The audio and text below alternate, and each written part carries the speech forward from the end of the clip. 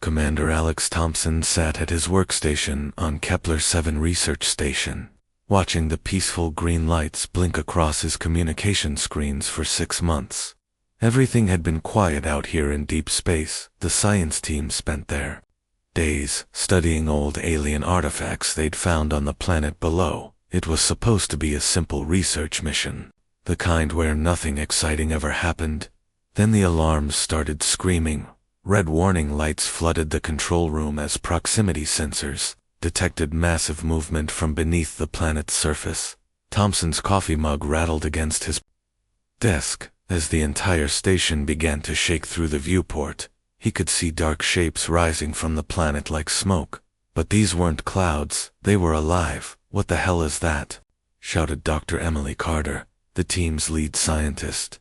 As she ran to her monitoring station, the readings on her screen made no sense. Whatever was coming up from the planet's core was huge, organic, and moving fast. The station's defensive systems automatically activated, firing energy beams at the approaching swarm. For a moment, Thompson felt relieved, as several of the creatures exploded in bright flashes. But then something terrifying happened. The remaining creatures seemed to learn from watching their companions die. They changed their approach, moving in patterns that avoided the weapon fire. "Our guns aren't working anymore," Carter said, her voice shaking slightly. "These things are adapting to our defenses in real time. Every shot we take, they figure out how to avoid the next one more."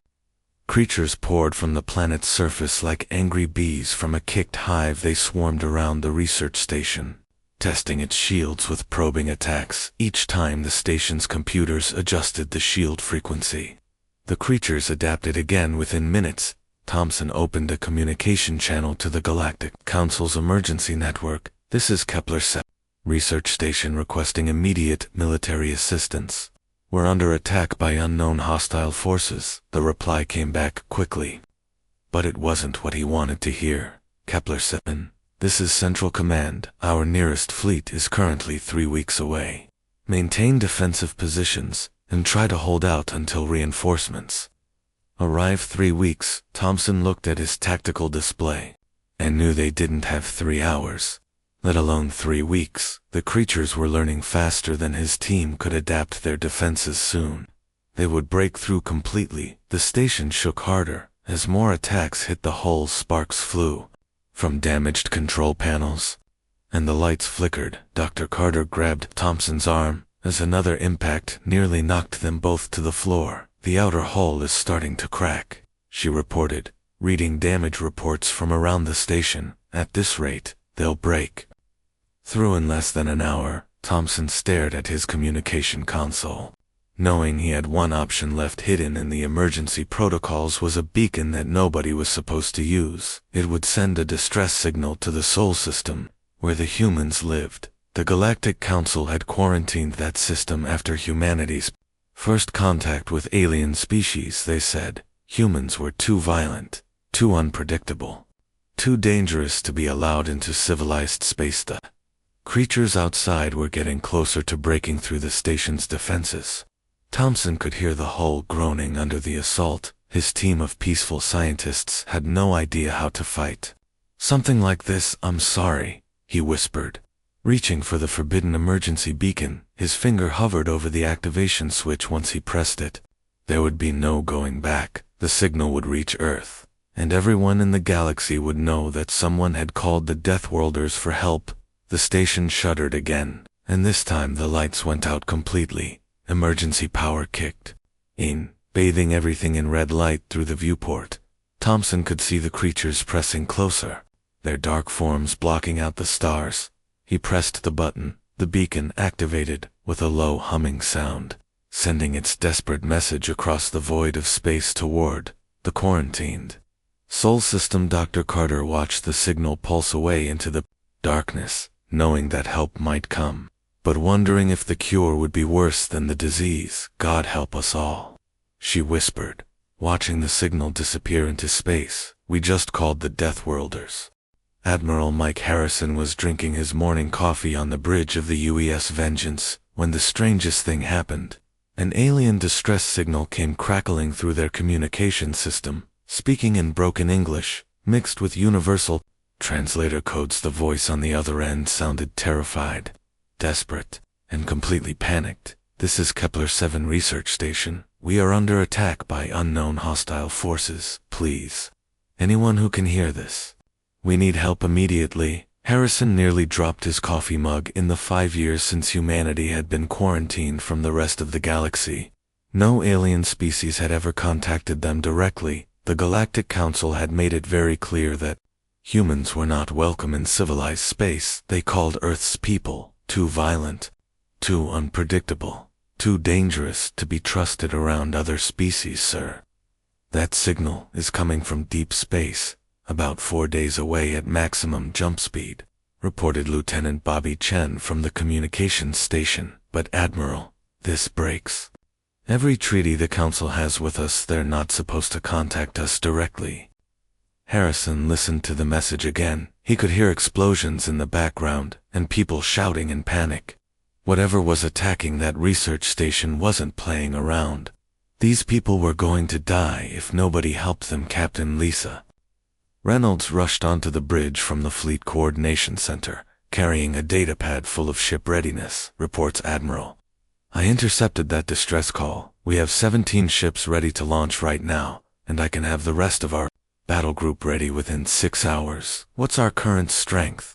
Harrison asked, pulling up the tactical display on the main screen. 43 ships total.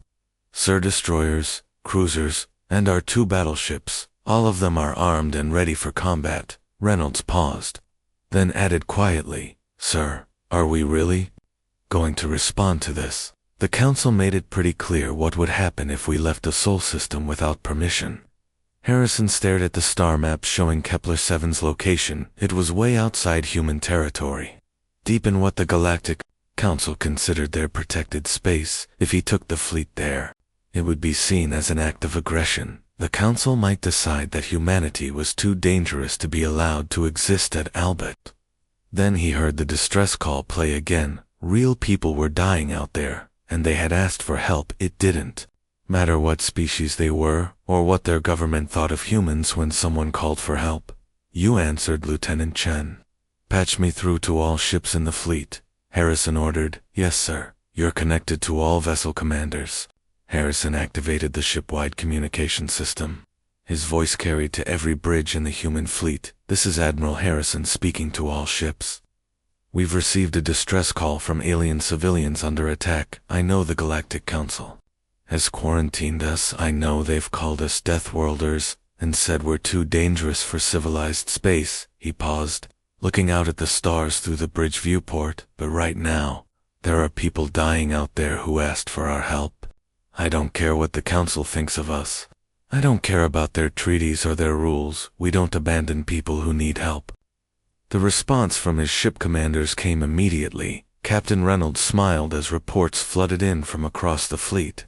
Every single ship volunteered to join the rescue mission. "All ships report ready for immediate departure." "Admiral," she announced, "the crews are excited to finally do something other than patrol the outer system."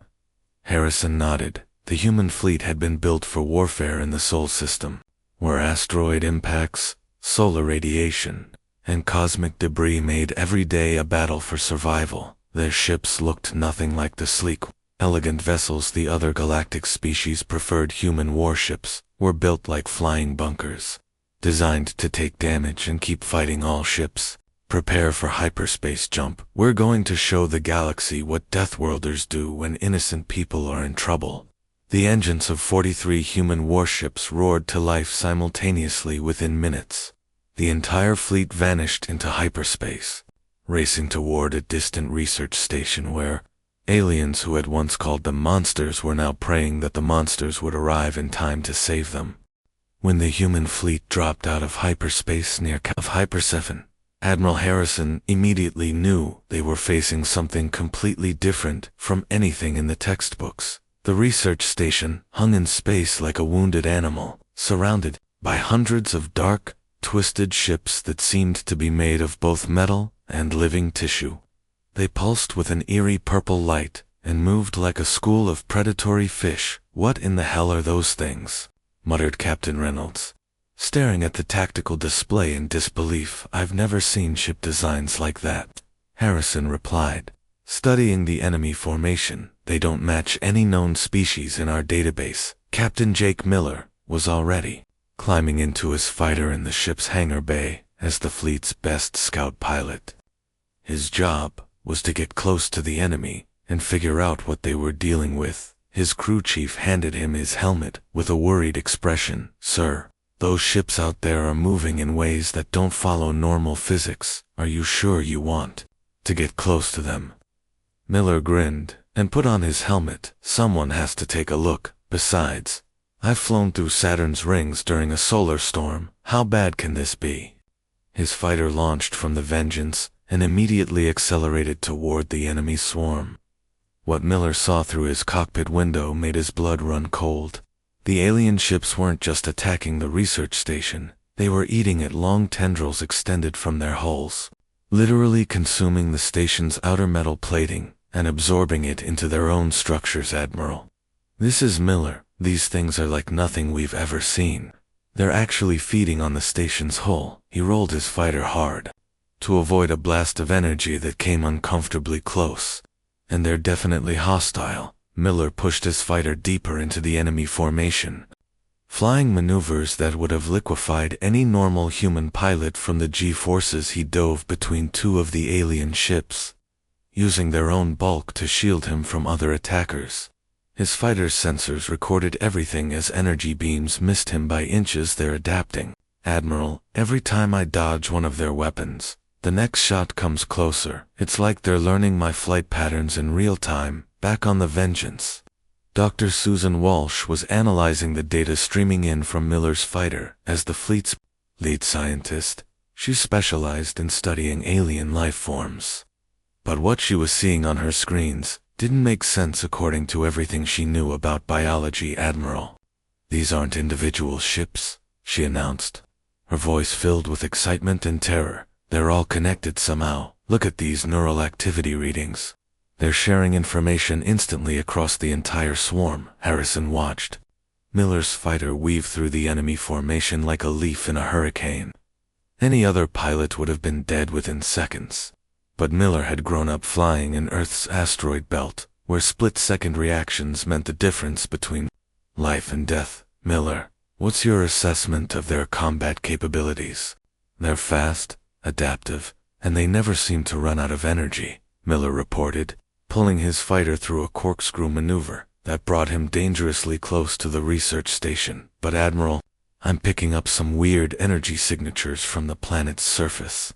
There's something down there that's connected to these creatures." Dr. Walsh's instruments suddenly went crazy as new data flooded in from the planet below. "Admiral, there are massive energy spikes coming from ancient structures on the surface. I think the research team accidentally activated something that woke these creatures up." Harrison studied the tactical display, watching as more of the alien ships emerged from the planet's atmosphere. The swarm was growing larger by the minute, and they seemed to be getting more organized as time went on. "So we're dealing with a hive mind that learns from every encounter, and they're connected to some kind of ancient technology on the planet," Harrison summarized grimly. "Any other species would probably retreat and call for massive reinforcements." Captain Reynolds looked at him with a slight smile. "Good thing we're not any other species." Sir Miller's voice crackled over the communication system again. "Admiral, I've got a clear view of the research station. There are still life signs aboard, but these creatures are going to break through their remaining defenses within the hour." Harrison nodded. His pilots were gathering intelligence in ways that would be considered suicidal by galactic standards. But this was exactly what humans had trained for. Growing up in the Sol system meant learning to fight in conditions that would kill most other species. "All ships, prepare for combat operations. We're going in." Admiral Harrison stood on the bridge of the Vengeance, watching the alien swarm surround the research station like vultures circling wounded prey. His tactical officers were running calculations, trying to find the safest approach to engage the enemy, but Harrison had already made up his mind about safety. There wasn't going to be any all ships. "This is Admiral Harrison. We're executing Pattern Delta 7. That means we're going straight into the middle of them. Captain Reynolds looked at him with wide eyes. Sir, that's a suicide run according to every military manual in the galaxy. Good thing we don't follow their manuals. Harrison replied with a grim smile. All ships, charge your weapons and prepare for close combat. We're going to hit them so hard and fast, they won't know what happened. The human fleet accelerated directly toward the swarm, their engines roaring at maximum power. What they were about to do went against everything other galactic species considered proper warfare. Civilized battles were fought at long range with careful tactics and minimal risk, but humans had never been accused of being civilized. Captain Tom Bradley was commanding the destroyer U.S. Hammer when he received his orders. Bradley here. Admiral, my ship is ready to ram anything you point us at. Tom, take your ship straight through the center of their formation. Use your hull as a weapon if you have to. Bradley grinned and turned to his crew. You heard the Admiral. People were going to introduce these aliens to the human way of fighting. Hold on tight. The Hammer dove straight into the swarm like a missile. Bradley had grown up piloting cargo ships through Earth's asteroid belt, where collision was always one mistake away. His destroyer's hull had been reinforced with the same materials used to protect ships from meteor impacts, making it incredibly tough compared to the sleek vessels preferred by other species. All weapons, fire at will, Bradley shouted as his ship plowed through a cluster of alien vessels. The Hammer's guns fired continuously at point-blank range, while the ship itself smashed through two smaller swarm ships, like they were made of paper. Above the main battle, Lieutenant Rachel Green was leading a squadron of human fighters in maneuvers that would have killed any other pilots in the galaxy. She dove her small ship between the massive swarm vessels, using the debris from destroyed enemy ships as cover, while launching missile attacks from impossible angles. Green Squadron, follow me in. We're going to thread the needle through their formation, she announced over the radio. Her pilots responded immediately, diving after her in a formation that looked more like a controlled crash than a military maneuver. They had all learned to fly in the chaos of Earth's solar system, where solar flares, cosmic radiation, and asteroid impacts were daily hazards. Missile away, Green called out, firing her weapons while upside down and spinning through a gap barely wider than her fighter. The missile struck one of the larger swarm ships, causing a chain reaction that destroyed 3 more vessels. Back on the Vengeance, Dr. Walsh was monitoring energy readings from the planet's surface while explosions lit up the space around them. Admiral, the ancient artifacts on the planet are responding to the battle. Their energy output is increasing dramatically. What does that mean for us? Harrison asked, watching his ships tear through the enemy formation. I think the artifacts are some kind of control system for these creatures. If we can overload them with enough energy, we might be able to disrupt their hive mind connection. Harrison grabbed the ship's communication system. All vessels, this is the Admiral. We need to channel our reactor output toward the planet's surface. Dr. Walsh thinks we can use those ancient weapons against the swarm. The human ships began redirecting their power systems, sending massive energy beams toward the artifacts on the planet below. It was a desperate gambit that required them to lower their shields while in the middle of combat. But desperate gambits were humanity's specialty. Captain Bradley's destroyer was now completely surrounded by enemy ships, taking heavy damage but refusing to retreat. Admiral, my ship is getting torn apart, but we're taking a lot of them with us. Hold your position. Tom, just a little longer. The artifacts on the planet's surface began to glow brighter as human energy weapons struck them suddenly. The entire swarm formation seemed to stagger like a person who had been punched in the head. The coordinated attacks became confused and disorganized. It's working, Dr. Walsh shouted over the noise of battle. Their hive mind connection is breaking down. Harrison watched as his fleet continued their brutal close-quarters combat, fighting with the kind of desperate creativity that had kept humanity alive in one of the galaxy's most dangerous solar systems. The tide of battle was finally turning in their favor. The space around Kepler 7 research station looked like a graveyard. Hundreds of destroyed swarm ships drifted silently through the void, Their organic hulls twisted and broken from the brutal fighting, the human fleet moved through the debris field. Like sharks after a feeding frenzy, their battered but victorious ships regrouping around the station. They had saved. Commander Alex Thompson stood in the station's observation deck, barely believing what he was seeing through the reinforced windows. His hands were still shaking from the terror of the past few hours. But now, he was shaking for a completely different reason. The human ships looked nothing like the elegant vessels he was used to seeing from other galactic species. These were built like flying fortresses, scarred and dented from combat, with weapon systems that seemed designed for one purpose: total destruction. Dr. Emily Carter joined him at the window, her face pale, but filled with amazement. Alex, did you see how they fought? They flew straight into the enemy formation, like they didn't care about their own safety. I've never seen anything like it, Thompson replied quietly. When Captain Bradley's ship was completely surrounded, I thought for sure he was going to retreat. Instead, he kept fighting until the very end. Through the window, they could see human rescue shuttles moving between the debris, searching for any survivors from their own fleet. What struck Carter the most was how efficiently they worked. The same crews that had been fighting like maniacs just minutes before were now conducting rescue operations with calm precision. Captain Lisa Reynolds was coordinating the humanitarian efforts from the bridge of her cruiser. Her voice came through the station's communication system as she directed medical teams and repair crews to where they were needed most. Medical Team 3. We have injured personnel on Deck 7 of the Destroyer Hammer. Engineering Team 2. The research station needs emergency power restored to their life support systems.